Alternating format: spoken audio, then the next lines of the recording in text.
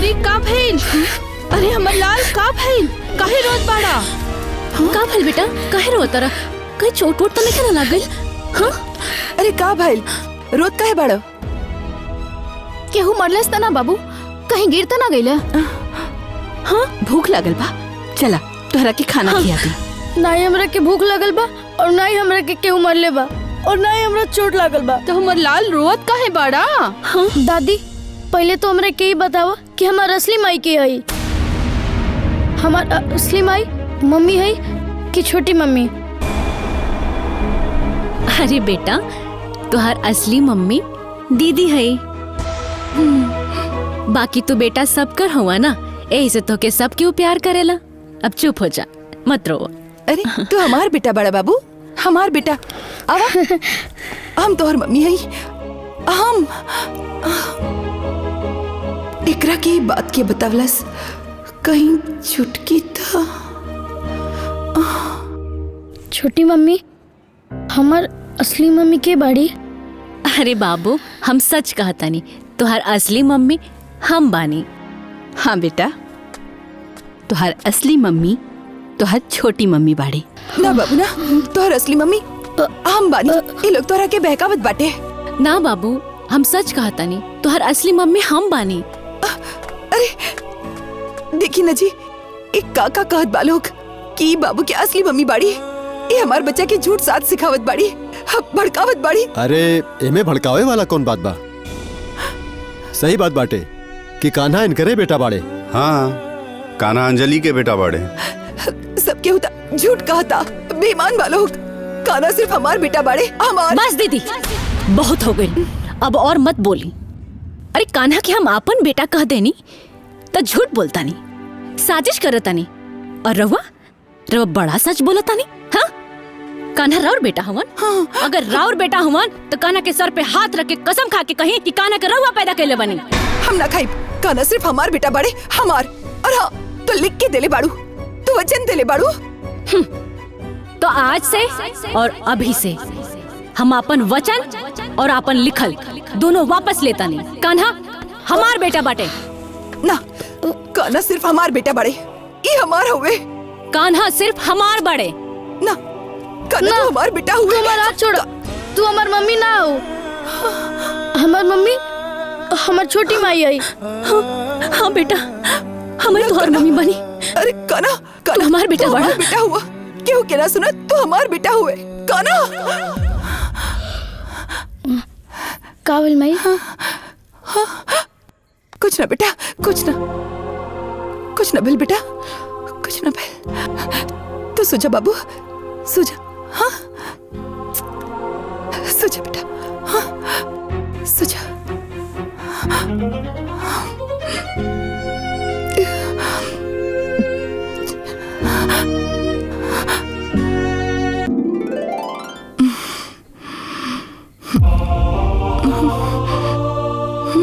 कान्हा, कान्हा, कान्हा, कान्हा। हमार प्यारी छोटी माँ। इन्हें आवा, चला। तोरा के स्कूल जाए में देरी होता ना, हम तोरा के तैयार कर देत बानी। हाँ? हाँ, बड़ी माँ, लेकिन छोटी माँ तो तैयार करते बाड़ी ना हमरा के। हाँ दीदी, हम तैयार कर देता नहीं। तू तो चुपे रह छुटकी, तोरा के पता बानू कि तू बीमार बाड़ू। बच्चा के पास ना रह के चाहिए। अरे कुछ हो हवा गई था। दीदी, दुल्हन, इका बोला तारो, कौन बीमारी भइल बा छुटकी के? जितना फिकर तोहरा के बाना लइका के, उतने फिकर ओकरो बा। कुछ भी हो जाए, बच्चा से दूर रहिए तो ठीक रही। चले बाबू, तैयार होके के बाना। चले चल अंदर, चला जल्दी। चल चल चल चल।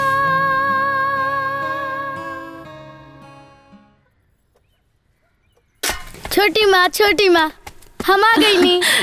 अरे और छोटी माँ, आज हम तोहरा खातिर कुछ लेके भी आइल बनी। लेके आइल बड़ा? हाँ। का ले आइल बड़ा हमार लाल? दिखावा तो। ऐसे ना, पहले तो अपन आँख बंद करा, फिर हम तोहरा के दिखाई। अरे आँख बंद करी? हाँ। अच्छा ठीक बा। हाथ खोला। कहाँ? अरे कहाँ? बोला।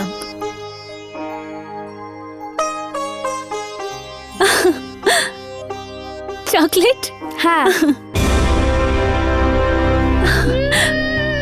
बाबू तू हमके कितना मानेला, कितना मानेला, कितना मानेला बाबू।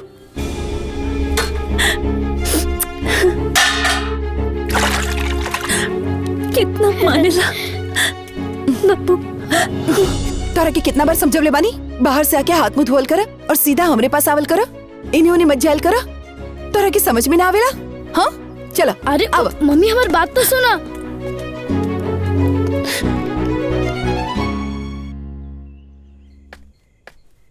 हमरो के भूख लागल बा, हमरो के खियावा ना। खियाई? अब बाबू ई झूठ बाटे। अरे तो का हो गई, हमरा खाए के बा, तू हमरा के खियावा। अरे तू दूसर जाके खा ला। जा मम्मी तो के खाना खिया दी है, जा उनके हाथ से खा ला। ना, हम तोहरे में खाई और तोहरे हाथ से खाई।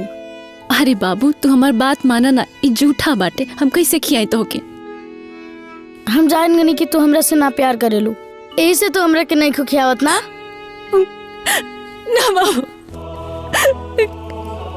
ना हमार लाल, तो से बहुत प्यार करीले। ऐसा मत कह, हम अब लाल से प्यार ना करब तो क्या करे से करब? हम तो से बहुत प्यार करीले। तो खियावा ना। हाँ बेटा, हम खियाए। अब बेटा।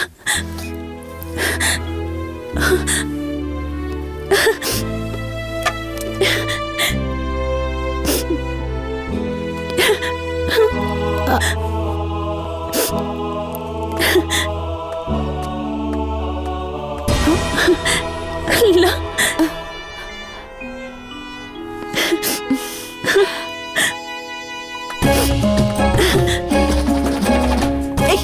सुनो, तोरा के कितना बार समझवले बानी, केहू के झूठ नहीं के खाए के ना, तोरा के दूसर खाना ना मिलेला।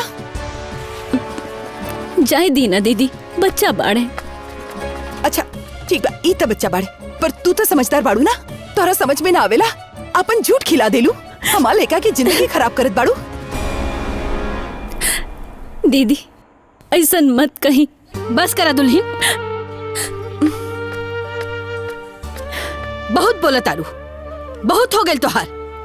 अरे केकरा के ममता की पाठ पढ़ाओ तारू? हाँ, जितना ममता और प्यार तोहरा दिल में बा ना, उतना ही ममता प्यार सब केहू के दिल में बा।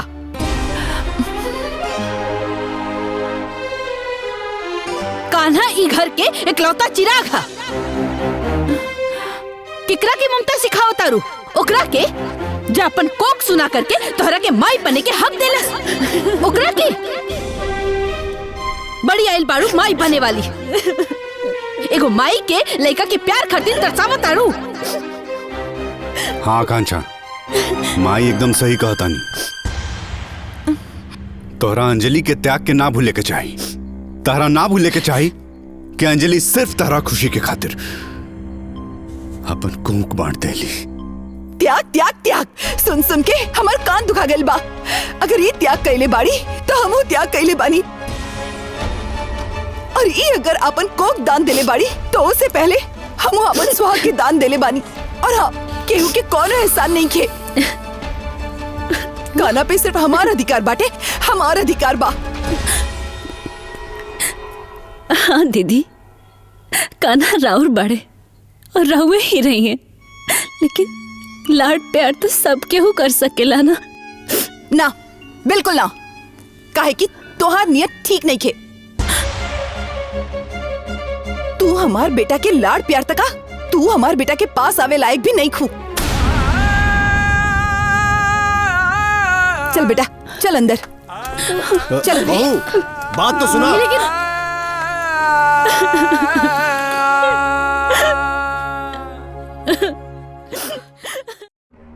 आदित्य बेटा, बड़ी बहू के समझावा कि घर के माहौल बिगड़त जात बाटे, ये लक्षण ठीक नहीं बा। एक खातिर हम दूसर ब्याह करे के रेडी ना रहली। दीदी मम्मी रुको, हमारी बात सुनी दीदी। कांचा। दीदी रुकी ना का दीदी। करत बाड़ू? कहाँ जात बाड़ू? हम अपन बच्चा के लेके तू लोग से दूर अपन मई के जात बानी। हमनी से दूर मतलब? मतलब ई कि बच्चा हमार बा और हम अपन बच्चा के केहू के साथ भी ना बांट सकेनी। अरे एकर में बांटे के बाद कहाँ से आ गई? बच्चा है, केहू एकरा प्यार दुलार कर सकेला? हम ऐसा ना होके देव, यही से हम अपन बच्चा लेके जात बानी। ए दुल्हन, का लइका नियन जीत गईले बाड़ू। ई लइका पे खाली तो हार हक निखे, हमनी के भी हक बा। हमरे खानदान के वारिस पाई, हम एकरा के कहीं ना ले जाए दे। तू ए तरह अपन मनमानी ना कर सकेलू। अम्मा जी, रउआ शायद भुला गल बानी, ई बच्चा पर लीगली हक हमार बाटे। और हाँ, अगर याद नहीं खे तो ली, देख ली। दीदी, कान्हा राउर बड़ और रउआ ही रहिए, क्यों कान्हा के बाटत नहीं के। बाकी हम रउआ से हाथ जोड़ के एक विनती करतानी, कान्हा के हमरा से दूर मत करी, दूर मत करी, ना तो हम जीते जी मर जाए। हाँ बहू, ऐसा मत करा। कान्हा के हम लोगन से अलग मत करा। परिवार के खुशी में आग मत लगावा। भौजी मान जाई ना, मत जाई। अरे छोटा सा बात खातिर इतना बड़ा बखेड़ा काहे खड़ा करत बाड़ू? अरे गांव समाज में का सोचिए लोग। चला मान जा बात, अंदर चला। ना, एक बार हम जे फैसला कर ले बानी उहे होखी और हमार फैसला वापस ना हुई। चलो ना, हम अपने छोटी माँ के साथ रहो। हम तोरे साथे ना जाए। छोटी माँ हमरा के मत जाए दी ना। हाँ बाबू, मत जाए दे हमरा के। हम ना जाए दे तारा के, हम ना जाए दे।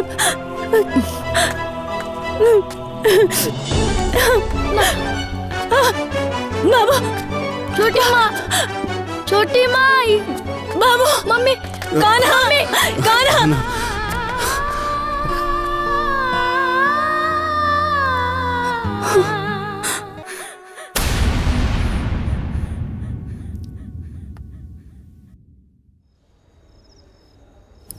कान्हा, बाबू,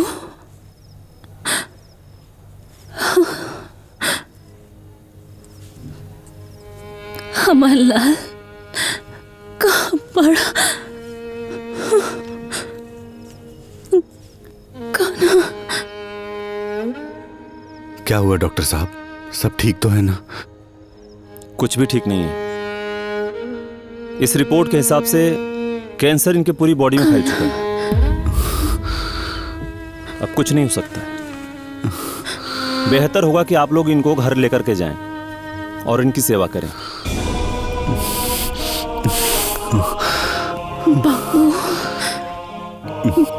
डॉक्टर साहब, कुछ तो उपाय होगा जिससे इनकी थोड़ी तकलीफ कम हो जाए। हाँ, एक काम करिए, एक बार इनको इनके बच्चे से मिलवा दीजिए, शायद तकलीफ थोड़ी कम हो जाए।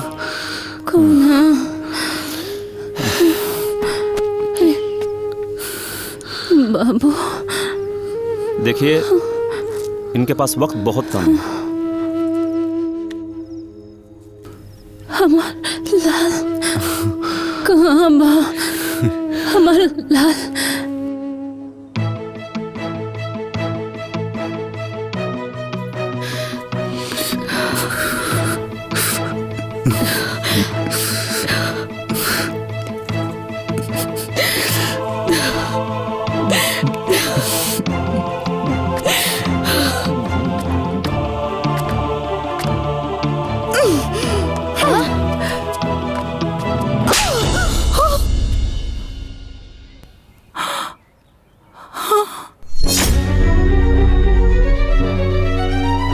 जाना माई तारा के माई बने के सौभाग्य देलस।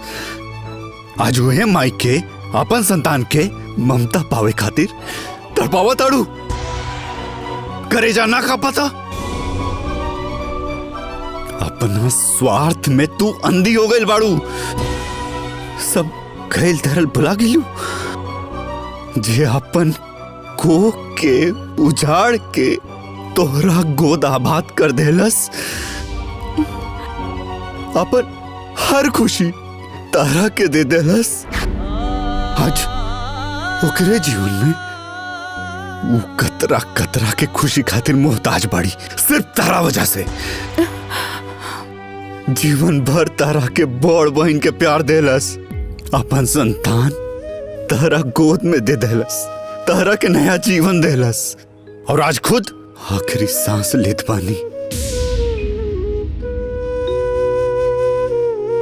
अपन बच्चा के आखिरी बार देखे खातिर तड़पत बाड़ी।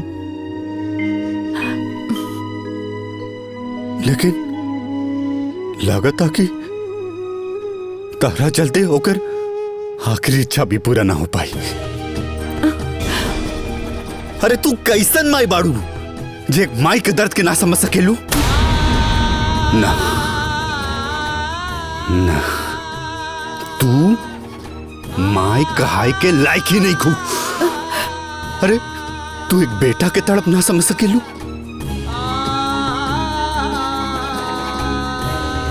कैसन माई बाड़ी तू?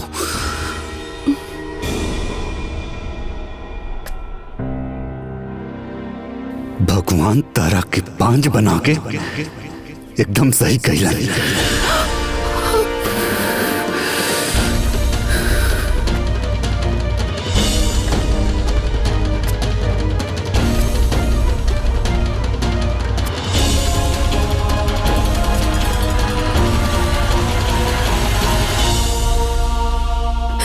कान्हा,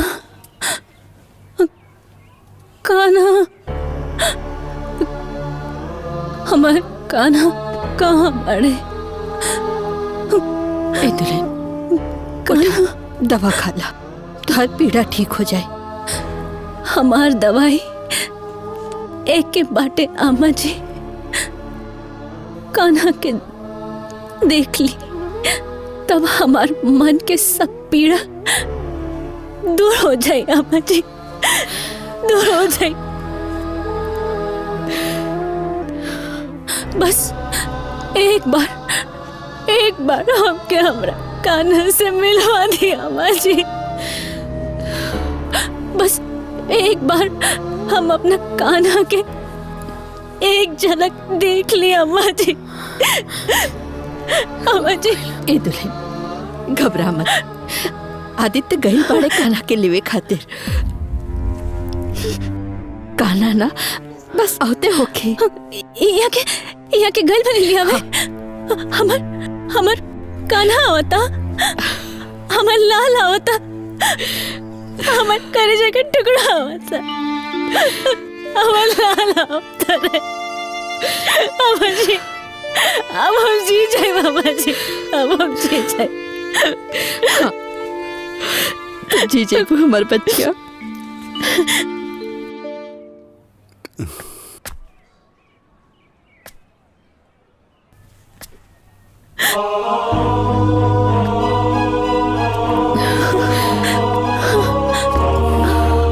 रवा आ गई नहीं, अकेले आई बनी। कान्हा कहाँ बड़े? कान्हा कहाँ बड़े? उनका कहना ले नहीं। हाँ कहाँ बड़े कान्हा? कान्हा कहाँ बड़े? बताए ना, उन्हें आइले। हाँ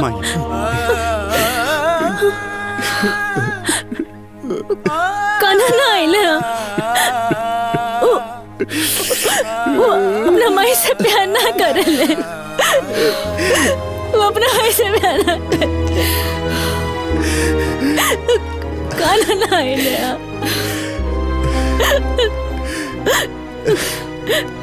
कान्हा, कान्हा, कान्हा। अंजलि, अंजलि, उठा, अंजलि।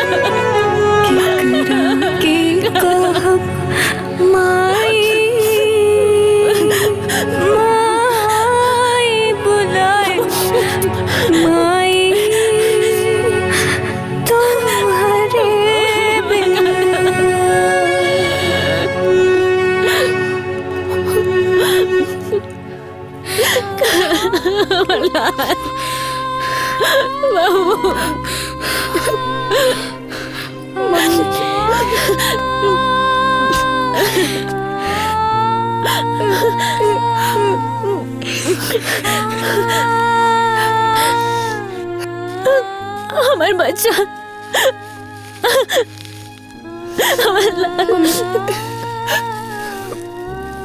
मम्मी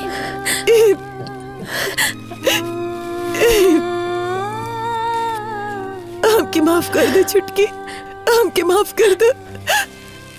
हमसे बहुत बड़ भूल हो गए रहे। एगो माँ होके माँ के ममता के ना समझ पाऊनी और छुटकी अपन छोट बहन के भावना के ना समझ पाऊनी। हमारा आँख के ऊपर ममता की पट्टी पड़ गई रहे। छुटकी हमरा के माफ कर दे, हमरा के माफ कर दे। दीदी ऐसा मत कही। रवा हमरा कान्हा के बहुत प्यार करिले। हमार कन्हैया रवा साथे बहुत खुश रही है।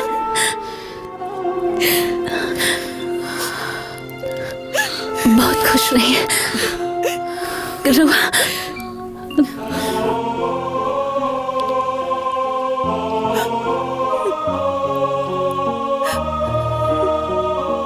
रहुआ कान्हा के ऊपर हमेशा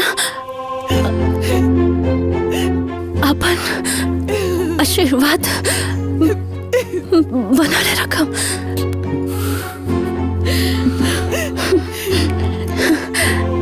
बनाले रखम, बनाले रखम। छटकी भौजी, अंजलि अंजलि छुटकी